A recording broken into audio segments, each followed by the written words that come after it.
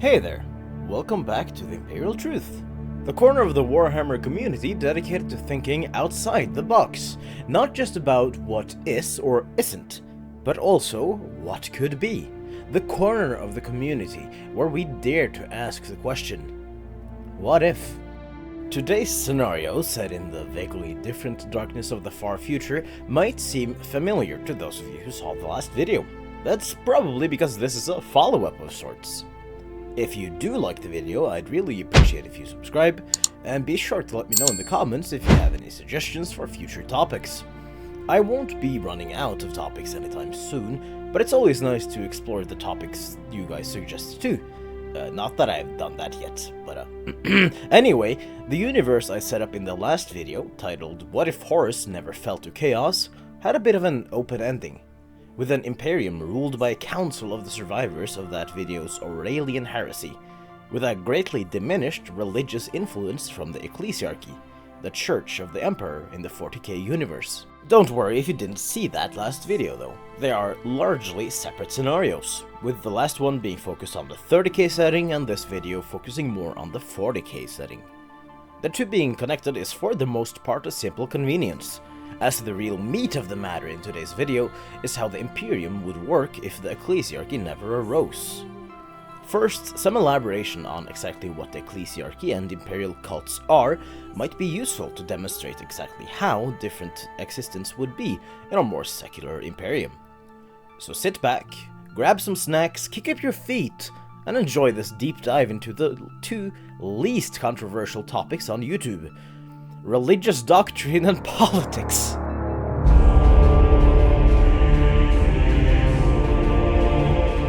Even for someone well versed in the lore of 40k, the religion of the Imperium can get a bit confusing, as it's full of contradictions and terms that sound a bit too similar to each other to remember how to tell them apart.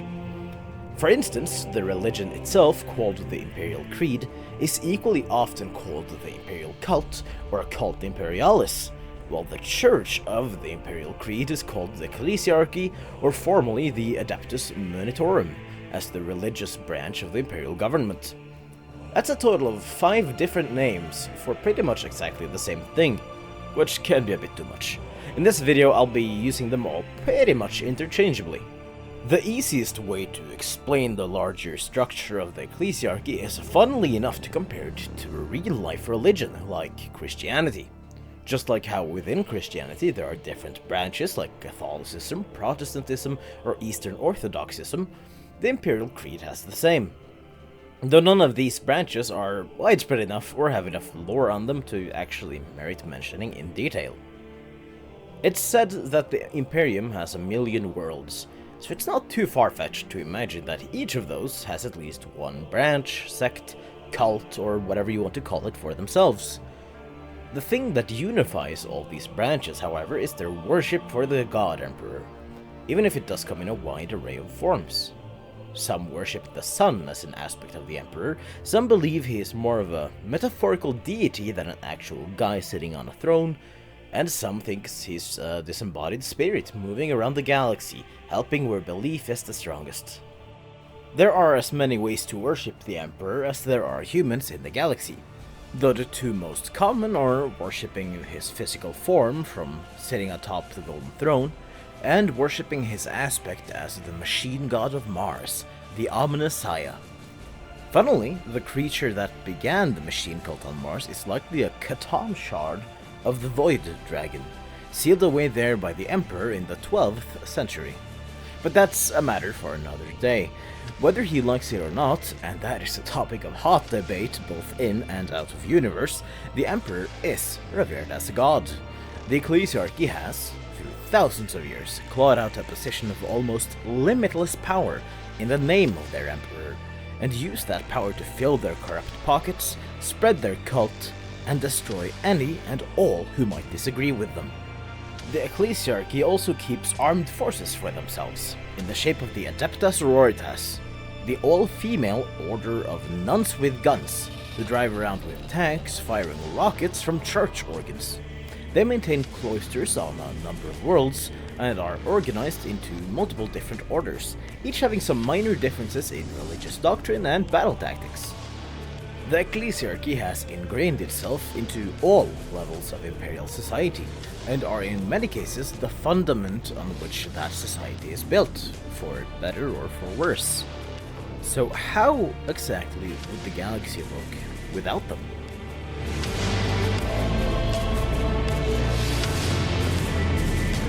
I won't be dwelling too much on how this scenario comes to pass, as the entire last video has already done that job, but let me just quickly summarize the major events for those who have not watched it.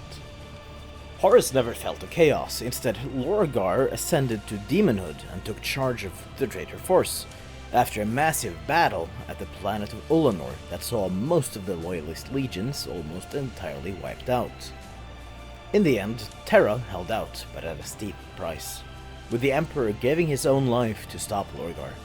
No Golden Throne, no half-death, he is dead, alongside 10 of his sons, and the vast majority of the Space Marines on both sides. In the wake of the Aurelian Heresy, some cults worshipping the Emperor as a god would already be taking off, using the untold destruction on hundreds of worlds to convert discouraged civilians and soldiers alike into believers in their so-called god. As the Imperium licks its wounds, the High Council of Humanity delegates responsibility for the various facets of restoration to its own members. The newly crowned Emperor Sanguinius is to oversee aid programs across the galaxy, making sure the impoverished populations of the worlds ravaged by the heresy are fed and given the opportunity to rebuild their industrial base. The War Master, Rogel Dorn, is set to take charge over the military reconstruction, overseeing repair and construction of new fortresses, both planetary, orbital, as well as new star forts, preparing for the inevitable return of the traitors who fled into the Eye of Terror. The Mechanicum never split into two in this timeline, so Fabricator General Kelbor Hal still rules Mars, and leads the effort to rearm and resupply the battered forces of the Imperium. Hundreds of billions, perhaps even trillions and beyond, are put to work to restore the Imperium to what it was only a few years before. The effort is keenly felt, whether you're a tech priest on Mars, a nobleman in Ultramar, or a farmer in the distant Halo stars. All the while, the head of the High Council of Humanity and the Imperial Regent, Malcador the Sigillite, still wages war. Not a war of void ships or guns, not a war of space marines and titans, but a war of wits, espionage, and well-placed assassinations. A silent war. A war on the rising cults of the Emperor. During the Battle of Terra, he looked the other way for a while, as the various minor forces of religious civilians were zealously holding their ground against the traitors. Losing hundreds of people per enemy space marine felled, but the effort was nonetheless commendable. They were useful, though only temporarily so. In the book series, Sigismund, first captain of the Imperial Fists, very famously joins with the religious mob, along with his men, towards the end of the siege, fighting and killing all traitors they could find. He later went on to found the Black Templars chapter, one of the relatively few chapters who wholeheartedly believe in the Emperor's divinity.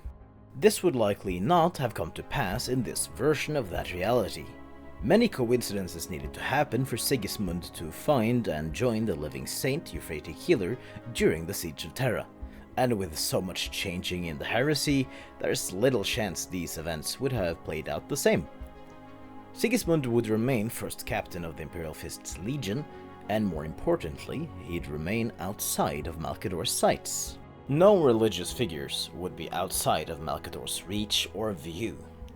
All across the Imperium, priests, preachers, self-declared saints, and any other relatively important individuals in the various cults of the Emperor would start mysteriously dropping like flies. Some would be shot in front of their flock, some would be framed as apparent suicides, others would just disappear.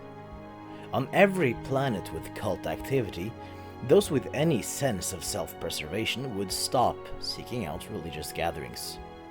This process would, of course, be executed over several years, maybe decades, and it's not like there would be no pushback. Entire planets rebel from time to time, but that happens in the Imperium all the time regardless. And even the fiercest religious cult can't put up much of a fight once the Emperor's own angels descend on their planet. The legions are diminished, but still united after all, and 11 remain loyal. Though Malcador and the rest of the Council prioritize other military assets over the Astartes, the legions still stand by to crush the enemies of mankind, wherever they might be.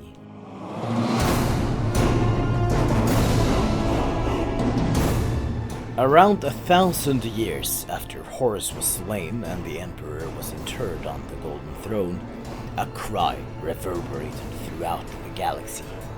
Not a cry of tears, not a cry of pain, but a cry of hatred, bloodlust, and carnage. The cry was, of course, a bellow from billions of green monstrosities, the cry of the largest Wah the galaxy had seen for millions and millions of years. In the orbits of thousands of worlds, gargantuan orc battle moons appeared, laying siege to Imperial, Chaos, and Xeno worlds alike. The efforts was led by a monster of an orc called the Beast, an orc big enough to use the famous and feared Gazgulmag Uruk Thraka as a mere footstool. Taking advantage of the Imperium's complacency and thinking that Chaos was gone for good after the Heresy, and all the Primarchs but one had disappeared, the Beast nearly broke the Imperium. Many of the more militant aspects of the Imperium can trace their roots to this time, as it was the last time the Imperium was caught off guard by an aggressor. The Death Watch and the Ordos of the Inquisition are just a couple of examples of organizations founded during this time that comes to mind. With Malcador the Sigillite ruling the Imperium in all but name, this complacency would never be there to be exploited in the first place, meaning that when the Beast and his hordes rear their heads, they're immediately met with armadas of warships, laying waste to the battle moons before any significant damage can be done to the Imperium. The Imperium's lack of strength after the Heresy is not only why they struggled with fighting in the War of the Beast, but also how the Ecclesiarchy rose to such a dominant position in Imperial society. In danger of glazing Malcador a bit too much, if that's even possible, he'd never have let that happen. The guy is a perpetual, thousands of years old, and probably the only guy the Emperor really cared for and trusted in his final days. After curb stomping the War of the Beast in its infancy, the following few millennia would be largely uneventful. In the true timeline, the Age of Apostasy occurred, which was a difficult time for the Imperium. But with no ecclesiarchy to speak of, the Age of Apostasy could never really happen either. Eventually, the Imperium also had to contend with Abaddon's Black Crusades, but I don't think he'd do that in this timeline, seeing as he's the Legion Master of the very much still loyal Legion, the Sons of Horus. In practice, this means that for several thousand years, there's not been many threats to humanity other than internal strife. Really shows just how big a difference stable leadership can make. In the modern setting, some larger problems inevitably arise. After all, this is still the grim darkness of the far future, not the actually pretty decent living in the far future. But before that, let's take a step back to explore the continued existence of some of the religious groups in the Imperium.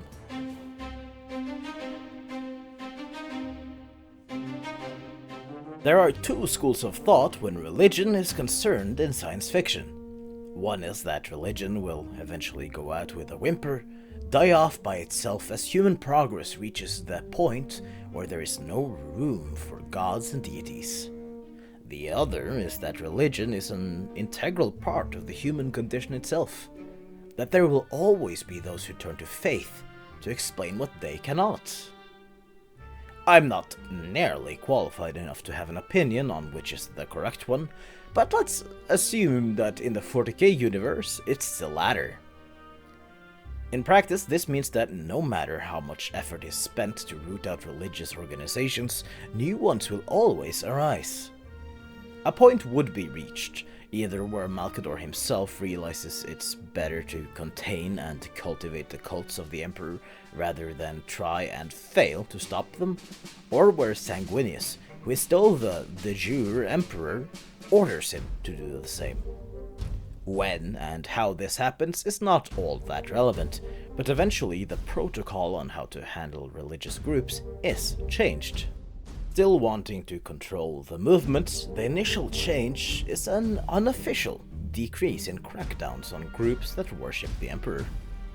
Those who interpret his death as ascending to proper godhood, where he rules the Imperium as the sole deity of that realm. After years pass, those groups would be legalized, and they'd even be allowed a couple of churches on the worlds with the largest religious populations. I can see the ecclesiarchy, or whatever it's called in this timeline, being less likely to condemn psychers, the witches, as they're considerably more invested into the Emperor's psychic aspects, likely not thinking of him as having ever walked the earth at all, but that he's more of an omniscient spiritual entity, akin to the god of the Abrahamic religions. After centuries, an organization akin to the ecclesiarchy would be allowed to partake in governing, though in a very limited manner.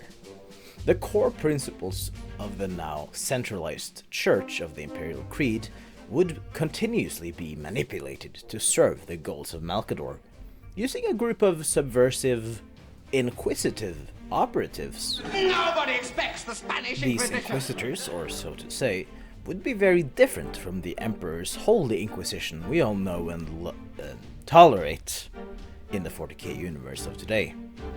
Instead of having a near unlimited mandate to persecute the enemies of mankind wherever they might be, these inquisitors serve more as the Sigillites' personal secret police. Corrupt planetary governors, subversive cults, space pirates, there is little that happens in the galaxy that Malcador's Inquisition is not aware of. And when they spot something they want gone, they call for the Knights Errant. Having never been temporarily exiled to the moon of Titan, the Knights Errant never became the Grey Knights, and thus continued to serve as they did in the Heresy, as Malcador's personal executioners. Despite not having to live in constant fear of demonic incursions, chaos invasions, or at least for now major Xenos attacks, life in the Imperium would still have a shadow over it. A shadow similar to, and no, I'm not just saying it for the joke, George Orwell's 1984, where people get snitched on by their own kids, where the walls have eyes and ears, and where thought crimes are real and punishable. The Imperium as we know it is a dystopian authoritarian empire, with little to no personal freedom. While people will likely live longer with Malcador behind the wheel, the very limited amount of personal freedoms people do have are essentially reduced to none. Humorously, while the Imperial cults are allowed to grow a bit, there's another significant religion in the Imperium that Malcador likely wouldn't have let just do their own thing for 10 millennia. The Cog worshippers of Mars are a group that warrants extreme care. If they're pushed too far, they might rebel, and that'd be an ugly civil war, probably almost as bad as the Heresy, if not worse. Therefore, they'd probably be gradually secularized over the millennia, meaning that by M42, it's not impossible that we wouldn't hear any prayers when the local engineer does maintenance on a broken down battle tank, or see some tech priests walk around the armory with incense to appease the machine spirits of the guns. As I'm sitting here yapping, you're probably thinking, but Mr. Imperial Truthman, why don't the other living Primarchs do anything about this? Surely they wouldn't have let Malcador create a police state. Well, my lovely viewer, that's an excellent question.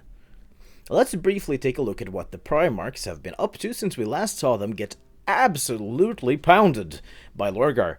And sure, why not, we'll go through them in proper order. After the Heresy, Lionel Johnson went back to Caliban, only to find his adoptive father and also kinda son, it's weird, Luther, in open rebellion. Surely, you know the rest. The Lion and Luther reach a stalemate, Caliban goes boom, and Lion goes to sleep in what's now the Rock for some 10 millennia. Leman Russ also follows his ordained path, and is somewhere in the warp doing gods know what. After finishing reconstruction and rearming of the Imperium, Rogul Dorn swore to his remaining brothers that he'd go and bring back Fulgrim and Angron in an iron cage. He has not been seen or heard from since, but seeing as he went into the Eye of Terror, that could also just be time moving weird, as it's known to do in there. Sanguinius is the most likely to intervene in Malcador's more shady activities, but unfortunately he's gone into something of a foul mood that has lasted millennia, and has recused himself along with his legion back home on Baal. What he does there is known to no one but himself, and likely the Sigillite. Over the years, Ferrus Manus has become very close with Rogul Dorn, now helping him with the reconstruction efforts, and becoming his right hand of sorts. Still feeling betrayed by his former brother Fulgrim, Ferrus brings his legion along, and comes along when Dorn goes to hunt for the traitors in the Eye of Terra. Magnus the Red can't do much of anything, now being permanently seated on the Golden Throne, powering the Astronomicon. He does have the psychic energy left over to project manifestations of himself around, allowing him to keep doing his main hobby of learning and reading. What a nerd. Finally, Vulcan has been missing for a long time. Only Malcador knows that Vulcan is actually frolicking around on the planet of Caldera, after his vow to protect the world during the Great Crusade. There are, of course, also Jagatai Khan, Robuta Gilliman, and Corvus Corax, but all three died during the Aurelian Heresy. For more on that, check out my last video. All in all, whether cults of the Emperor do rise from the ashes of the heresy or not, society will be firmly placed under Malcador's gaze, and the Sigillite is always watching.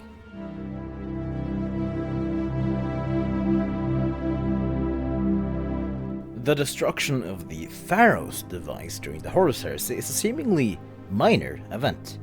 Sure, it denied instant communication and maybe even teleportation between star systems, which is indisputably a big deal, but it stops there, right? Except, no. The explosion resonated through both real space and the Imperium brightly enough to draw the attention of the Tyrannid hive mind, which was at the time drifting mindlessly around in the space between galaxies. While that in itself is huge, the web of causality stretches further.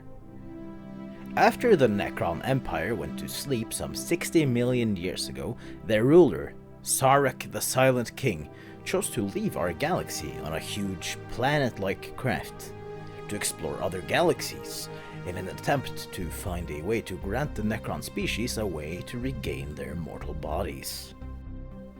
Upon seeing the Tyrannid swarm bound for his galaxy, Zarek hurried back to reawaken his people and fight the Tyrannid menace.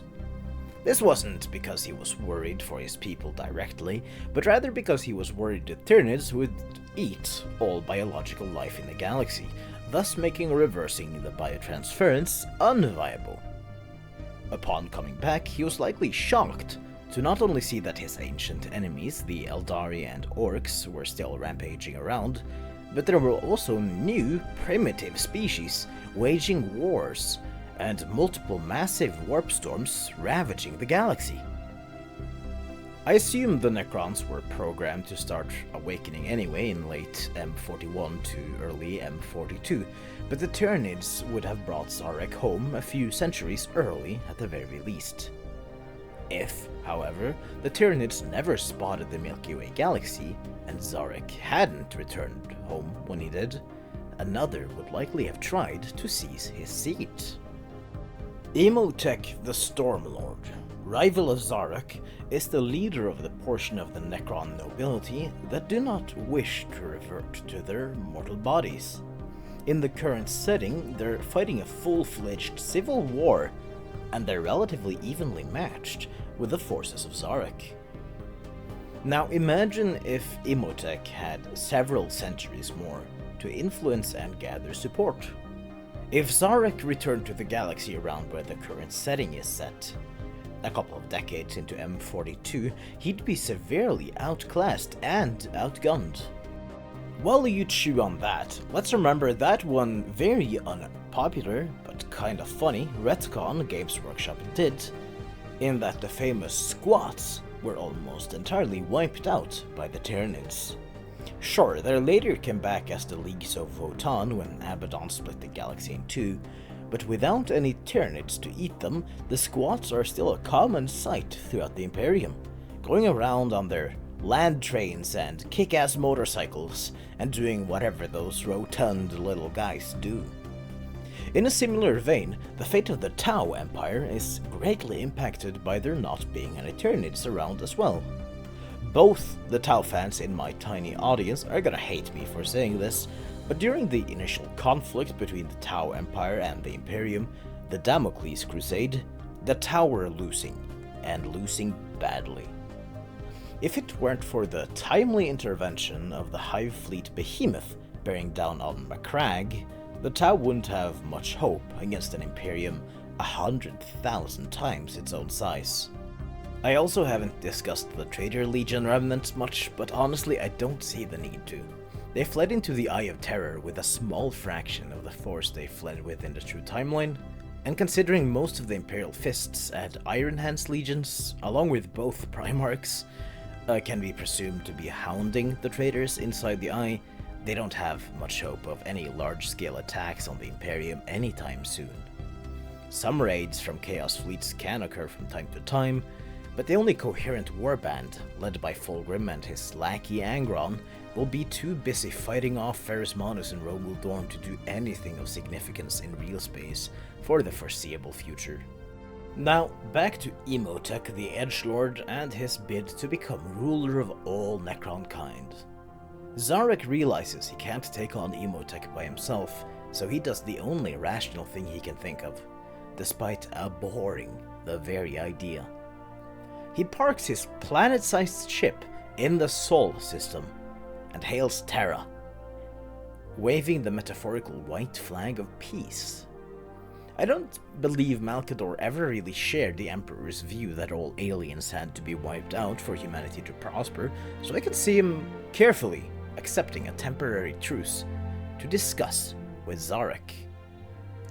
Zarek does, of course, not speak for himself. He's the silent king, for a reason after all, but his menhirs speak with his voice. After a summit that lasts for weeks, Malcador and Zarek jointly announce an alliance between the Imperium and the Zarek Khan dynasty, with the aim to destroy Imhotep. The following war on Imhotep and his dynasties would be fierce, with massive casualties for all involved, as is always the case with the wars in 40k. Ultimately, Imhotep will fail, as many of the Pharaons and overlords that were supposedly loyal to him switch sides as soon as Zarek starts gaining some momentum and appears to be winning. In the end, Imhotep is executed and denied reanimation. Initially, the alliance between Necron and man continues, with the Imperium helping the Necrons seek a way to reverse biotransference. Though partially to maintain the alliance, this is undoubtedly also in an effort to gain a scientific advantage, should the relationship ever turn sour for humanity. As the Imperium enters the 42nd millennia, things are looking up. The Necrons are largely friendly, the Eldari are mostly silent, and the Drukhari are a nuisance at worst. Chaos is seemingly absent from the galaxy and life seems good. Though as humanity looks to the future, something seems off. Almost as if this is all too good to be true. Almost as if in the grim darkness of the far future, there is no peace among the stars. There is only war.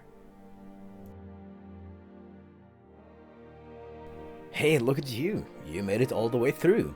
Thanks for that. I hope you enjoyed the ride. Now, this is only my 4th video so far. It's really been a lot of fun to make them all, so I don't think I'll be stopping anytime soon.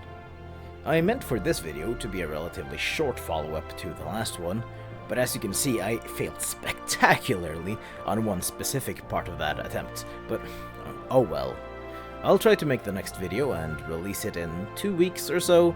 I have a lot going on outside this, so the schedule won't be precise, but you can expect a video every 2 weeks-ish. In the meanwhile, I'd really appreciate it if you subscribe if you like my content, and tell me if you envision this timeline any different down in the comments. Anyway, I really hope you enjoyed the video, and I hope to see you in the next one too. Goodbye, and have a great night.